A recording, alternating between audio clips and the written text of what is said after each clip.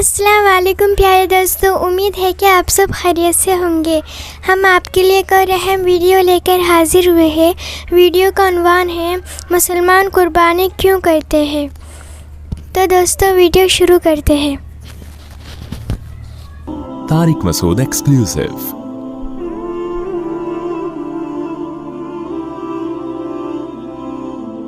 بقرعید کی جو قربانی ہے وہ اصل میں یہ درس دیتی ہے کہ آپ اپنے آپ کو اسلام کے سپرد کر دیں، اسلام کو اپنے حساب سے چلانے کی کوشش نہ کریں۔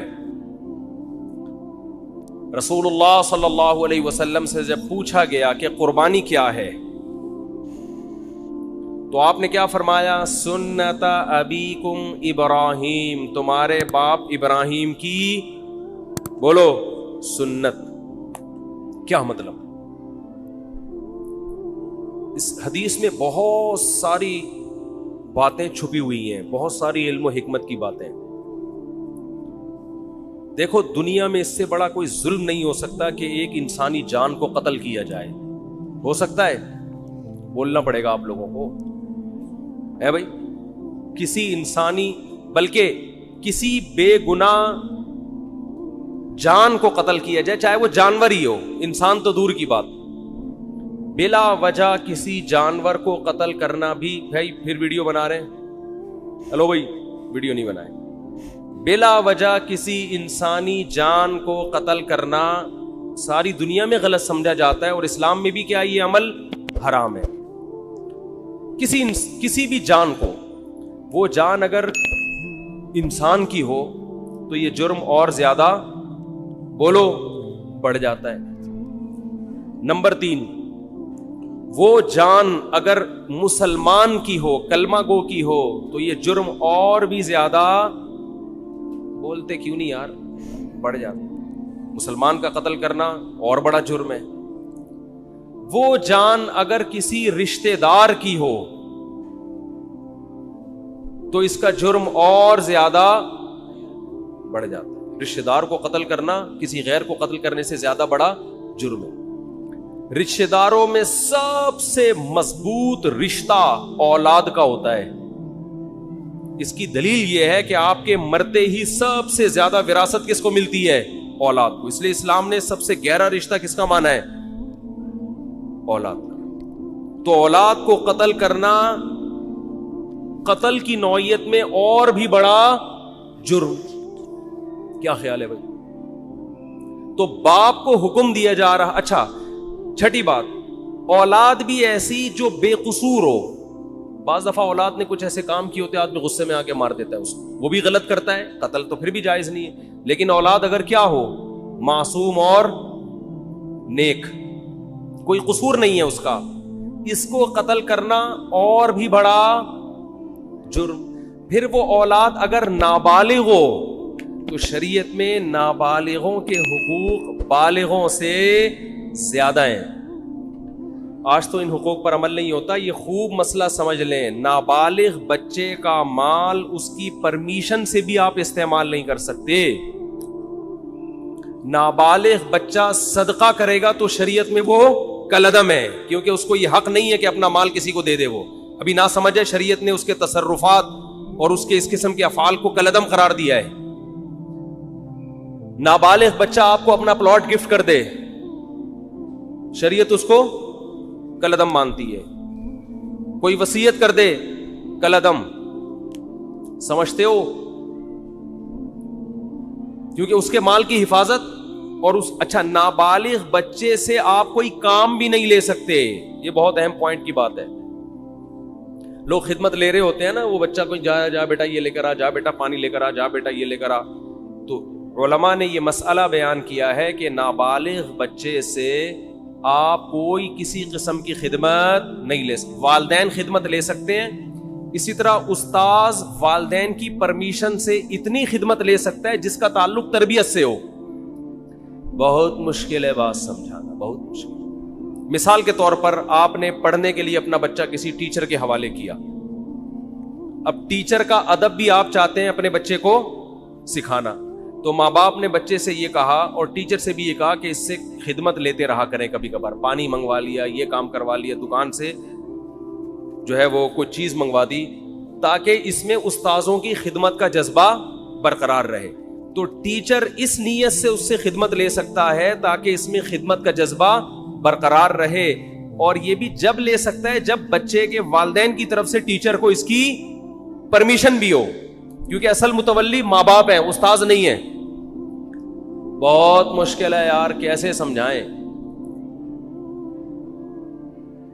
تو لیکن آج کیا ہو رہا ہے, بعض اداروں میں بچوں سے محنت مشقت والے کام لیے جاتے ہیں, تو وہ جائز نہیں ہے, ان سے خوب سمجھ لیں. اسی طرح ہنر سکھانے کے لیے بھی بچے سے خدمت لی جا سکتی ہے والدین کی پرمیشن سے. ماں باپ اپنے بچے کو میکینک بنانا چاہتے ہیں, تو شو روم میں لے جا کے وہ جو ورک شاپ میں بٹھا دیا, تو وہاں جو بھی استاذ ہے اس سے کہا کہ بھائی اس سے پلگ پانا وغیرہ کھلواؤ تاکہ اس کو یہ کام آئے. تو ہنر سکھانے کی نیت سے بھی ٹیچر, استاذ وہ نابالغ بچے سے خدمت لے سکتا ہے. کس کی پرمیشن سے؟ ماں باپ کی.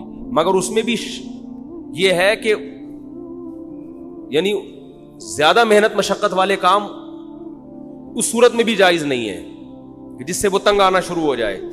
سمجھتے ہو؟ یہاں ایک مدرسہ ہے, مجھے نہیں یاد پڑتا کہ میں کبھی کسی بچے سے میں نے پانی بھی منگوایا ہو, مجھے نہیں یاد پڑتا. تو یہ اصول ہے, خوب سمجھ لیں. تو اس سے پتہ چلتا ہے کہ نابالغ کے حقوق اسلام میں بالغوں سے زیادہ ہیں. ٹھیک ہے, تو اس کا قتل کرنا تو اور بڑا جرم ہوگا نا. تو ابراہیم علیہ السلام کو اللہ تعالی حکم دے رہے ہیں کہ آپ قتل کریں ایک جان کا, اور وہ جان بھی انسانی جان, اور انسانی جان بھی معصوم بے گناہ, اور معصوم بھی آپ کا رشتہ دار, اور رشتہ دار بھی وہ جو سب سے قریبی, اور نابالغ بھی جس کے حقوق بالغوں سے زیادہ ہیں. اور مزید ایک بات یہ کہ وہ بچہ جو آپ کو آپ کی قربانیوں کے صلے میں بطور گفٹ ملا تھا, نہیں آ رہی بات, ابراہیم علیہ السلام نے جب اللہ کے لیے قربانیاں دی ہیں نا, تو اس کے گفٹ میں اللہ نے کیا دیے؟ اسماعیل. تو یہ تو اور زیادہ عجیب سی, یہ تو یعنی اللاجیکل بات بھی ہو گئی کہ معاذ اللہ نقل کفر ایک بہت بڑا جرم بھی کروایا جا رہا ہے, قتل انسانی کا, اور اللاجیکل کام بھی کروایا جا رہا ہے, اس لیے کہ جو چیز بطور گفٹ کے دی جاتی ہے وہ کبھی واپس نہیں لی جاتی. وہ طبعی عمر کو پہنچنے کے بعد انتقال کر جائے تو وہ تو سب نہیں مرنا ہے. ابراہیم علیہ السلام کہہ سکتے تھے اللہ تو نے تو میری قربانیوں کے صلے میں مجھے یہ بیٹا دیا تھا, تو دیا کیوں تھا جب تو نے اس عمر میں لینا تھا اور میرے ہی ہاتھوں ذبح کروانا تھا اس کو؟ کوئی لاجک سمجھ میں آتی ہے؟ آپ لوگ کی سمجھ میں آ رہی ہے میرا خیال ہے, تو بول لو نہیں آتی سمجھ. کوئی آتی ہے سمجھ میں لاجک اس کی؟ بالکل اللاجیکل کام, بالکل اللاجیکل کام. لیکن ابراہیم علیہ الصلوۃ والسلام نے فوراً حکم کی تعمیل کے لیے تیار ہو. کیوں؟ اس لیے کہ اللہ جب کسی بات کا حکم دے دے تو وہ اللاجیکل بھی کیا بن جاتا ہے؟ بولو. یہ چیز آج لبرل لوگوں کی کھوپڑی شریف میں بیٹھ نہیں رہی ہے. یہ ہر چیز میں پوچھتے ہیں کیوں, وائی, اس میں کیا ہے, کھڑے ہو کر پانی پینا کیوں, بیٹھ کے پیوں. میں وہ ان سے جب بھی کوئی پوچھے نا اسلام میں بیٹھ کر پانی پینا کیوں افضل ہے, کھڑے ہو کر بھی جائز ہے, افضل ہے بیٹھ کے پیو. اس بولے کپڑے کیوں پہنے ہوئے ہیں, کیوں کا جواب دیکھو. جب بھی کوئی گمراہ آدمی کیوں کرے نا, سوال پوچھے, تو جواب دینے کے بجائے اس سے سوالات پوچھنا شروع کر دو کہ تیرے اوپر پہلے 10 سوال ہیں تو اس کا جواب دے. ہمیشہ ہر باطل کی عادت ہوتی ہے وہ آپ کو سوالات میں الجھائے. آپ اسی سے پوچھو کہ اور بہت سارے کیوں ایسے جن کا تمہارے باپ کے پاس بھی, اب تو باپ کا لفظ اب چلے گا, جس کا تمہارے باپ کے پاس بھی کوئی جواب نہیں ہے. یہ جو لبرل لوگ ہم سے پوچھتے ہیں تم لوگ لاکھوں جانور کاٹ دیتے ہو, معصوم جانور, قربانی کے دنوں میں ظلم ہے جانوروں پر, تو بجائے ان کے جواب دینے کے آپ ان سے پوچھا کرو تم ایک مرغی بھی کیوں کاٹتے ہو, جو मैकडॉनल्ड में इतनी लाखों मुर्गियां कट के बर्गर में आती हैं, ये किस बेस पर काट रहे हो? क्योंकि इंसान इत्तिफाक से जब वजूद में आया है, ये जानवर भी इत्तिफाक से वजूद में आए हैं, तो इत्तिफाक से वजूद में आई हुई चीजों में किसी को किसी पर बरतरी हासिल नहीं होती। जितना हक जिंदा रहने का इस दुनिया में इंसान का है, उतना ही हक मुर्गियों का भी है। आप कह सकते हो कि जानवर भी तो एक दूसरे को खाते हैं, तो वो तो जानवर है ना, वो तो गधे हैं उनको तो सेंस नहीं है। आपको तो खोपड़ी दी अल्लाह ने, अल्लाह को नहीं मानते, चलो फितरत ने दी आपको खोपड़ी, और आपके पास खाने की दुनिया में और कम चीजें। दाल खाओ, माश की दाल में इतना प्रोटीन है, गोश्त की जरूरत काफी हद तक पूरी कर देती है माश की दाल। हिंदू खाते हैं ना दालें, खा खा के तो 99 साल जिंदा रहते हैं। तो कोई जिंदा रहने के लिए गोश्त खाना जरूरी नहीं है। इस्लाम ने जो हमें गोश्त खाने का हुक्म दिया वो तो और बहुत सारे, उसमें तो अभिनंदन की वजह से कायम है ये। उसमें तो ये कहा भाई वो आएगा तो तुम गोश्त खाओगे तो ऊपर जाके उसको चाय पिला के रुखसत करोगे। दालों पे ये काम, जो दाल पे सेट हो गया, जो सब्जी पे सेट हो गया, वो ये काम 10-20 साल अमेरिका ने अफगानिस्तान में घास खाई कि नहीं खाई? 20 साल अमेरिका ने अफगानिस्तान में क्या खाया है? घास खाई है। आगे से अफगान लड़े हैं, तो अगर अफगान सब्जी खोर होते 20 साल लड़ते? क्या हो गया भाई? 20 साल ये दुम्बे खा के लड़े हैं मेरे भाई। ये सब्जियों पे लड़ाइयां नहीं होती। तो गोश्त के तो साइड इफेक्ट है कि इससे लड़ता है आदमी। तो लिबरल लोगों को तो गोश्त की तो पीस, वो क्या है, लव पीस चाहते हैं ना दुनिया में, और भी 2-4 इस तरह के अल्फाज हैं, पीस, लव, और क्या है, खैर वो सोचते रहे बाद में बैठे। तो ये तो पीसफुल दुनिया चाहते हैं, इसमें तो गोश्त होना ही नहीं चाहिए। आपको तो चाहिए कि आप हिंदुओं की तरह गाय, वो तो हिंदू सिर्फ गाय की खिदमत करता है, आपको चाहिए आप भैंस की भी करें, बकरी की भी करें। तो हम तो लाखों जानवर काटते हैं, हम पर एतराज नहीं होता, क्योंकि हम किसके हुक्म पे काटते हैं? वो तो अगर औलाद को काटने का हुक्म देता उसको काट देते भाई, जैसे इब्राहिम अलैहिस्सलाम ने कहा काट दो बस। जब इलॉजिकल काम अल्लाह ने कह दिया तो वो इलॉजिकल रहा नहीं है, वो लॉजिकल, वो सरापा लॉजिक से भरा हुआ काम है। वो खुदा है भाई, हम तो खुदा के गुलाम है, हमें पैदा। अगर अल्लाह इब्राहिम अलैहिस्सलाम को हुक्म देता इस्माइल को काटो, वो नहीं काटते, अल्लाह वैसे ही भी तो उठा सकता था ना। कितनों के बच्चे 7-8 साल की उम्र में ट्रक के नीचे आके हलाक हो जाते हैं, वबाओं से मर जाते हैं। तो वो तो अल्लाह को वैसे भी हक हासिल है कि, तभी तो अल्लाह कुरान में कहते हैं कि तुम अल्लाह की राह में सदका खैरात करो। इंसान कहते हैं अल्लाह मैं खैरात करूंगा मैं तो गरीब हो जाऊंगा, तो कुरान बार बार क्या कहता है? यबसुतु रिज़्क़ लिमन यशाउ व यक़दिर, जिसके लिए मैं चाहता हूं रिज़्क़ के दरवाजे खोल देता हूं, जिसके लिए मैं चाहता हूं तंग कर देता हूं। तो ये तो मेरे हाथ में है, मैं तुम्हें वैसे भी गरीब कर सकता हूं, सदका दो। अगर उससे गरीब हो भी गए सवाब तो मिलेगा ना, अव्वल तो हो गए नहीं, अल्लाह देगा माल तुम्हें। तो हमारे पास तो दलील है हमारे रब की तरफ से, उसने हमें हुक्म दिया बकरीद के 3 दिनों में अपने हबीब से कहलवा दिया सल्लल्लाहु अलैहि वसल्लम, अल्लाह को जानवर का खून बहाने से ज्यादा कोई अमल महबूब, बोलो ना भाई, नहीं है। तो हमारे पास तो दलील है कि इब्राहिम को अल्लाह ने हुक्म दिया अपने बेटे को ज़बा करो। औलाद का ज़बा करना इलॉजिकल काम, किसी इंसान को काटना इलॉजिकल, लेकिन अल्लाह के कहने से क्या बन गया? लॉजिक से भरा हुआ। अब इस पे एतराज करना इलॉजिकल है। तो वो खुदा अगर हमें दुम्बे काटने का हुक्म दे और उसमें इंसानों का फायदा भी हो, खुद इन जानवरों का भी फायदा है, खुद इन जानवरों का। अगर ये जानवर ना कटे तो ये तो बुढ़ापे में इनको कौन पूछेगा? आप इंडिया में गायों की हालत देखो, बूढ़ी गायों की, जिनको मां जब बनाया है तो माओ जैसा बुढ़ापे में सलूक तो करो इनके साथ। कोई पूछने वाला नहीं होता उन जानवरों का। इन जानवरों का जवानी में कट जाना इनके लिए भी फायदेमंद और इंसानों के लिए भी फायदेमंद है। और अल्लाह कहते हैं सख्खरहा लकुम, इन जानवरों को अल्लाह ने किसके लिए बनाया? हमारे लिए। तो जो मजहब को नहीं मानते उनसे सवाल है कि तू एक मुर्गी भी किस बेस पे काटता है भाई? तुम शिकार किस बेस पे करते हो? ये जानवरों को भी जिंदा रहने का इतना हक है जितना इंसानों को है। तो इनसे सवाल किया करें इनके बजाय इनका जवाब देने के। तो मैं ये अर्ज कर रहा था कि इब्राहीम अलैहिस्सलातु वस्सलाम ने जो काम किए दुनियावी कानून के लिहाज से वो सारे के सारे इलॉजिकल, कोई लॉजिक उसकी, क्या हो गया यार, پسینے میں ڈوب رہے ہیں اور منہ سے پھوٹ دو یار, نہیں بنتی نا. آج تو کچھ زیادہ ہی مرجھائے ہوئے لگ رہے ہیں. اس کی کوئی پشاور میں جب میں نے جملہ ادھورا چھوڑتا نا, ایسے ادھر سے آواز پورا مجمع گونجتا, تو ان کو مجھے, میں نے کہا فل ان دا بلینکس مگر آرام سے, خالی جگہ پر کرو مگر آرام سے.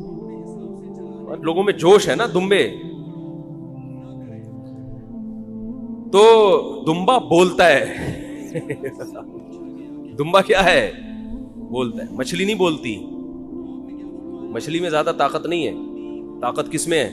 مچھلی کھایا کریں, ویسے صحت کے لیے اچھی چیز ہے, لیکن جو پاور آئے گی نا, بازوؤں میں طاقت آئے گی, وہ دمبے سے آئے گی, وہ مچھلی سے نہیں آئے گی. خیر, تو ابراہیم علیہ السلام نے جو سارے کام اللاجیکل کیے, تبھی تو وہ کیا بنے.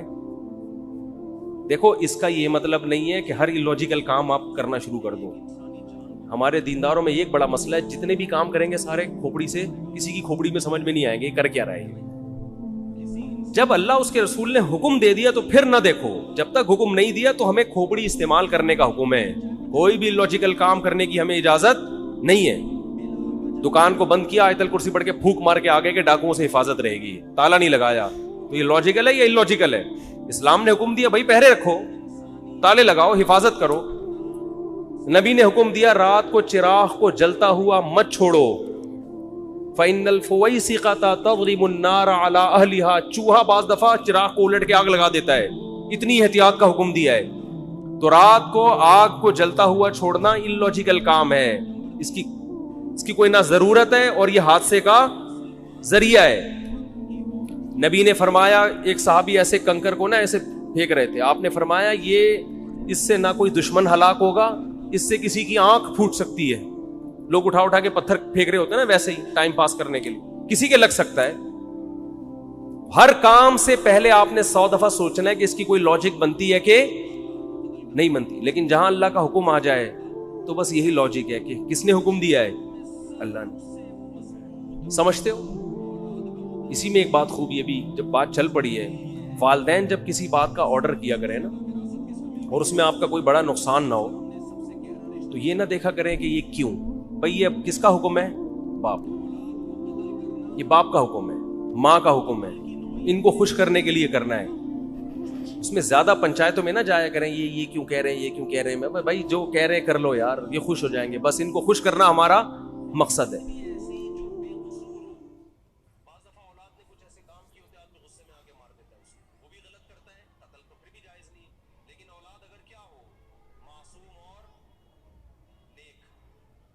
قصور نہیں ہے اس کا, اس کو قتل کرنا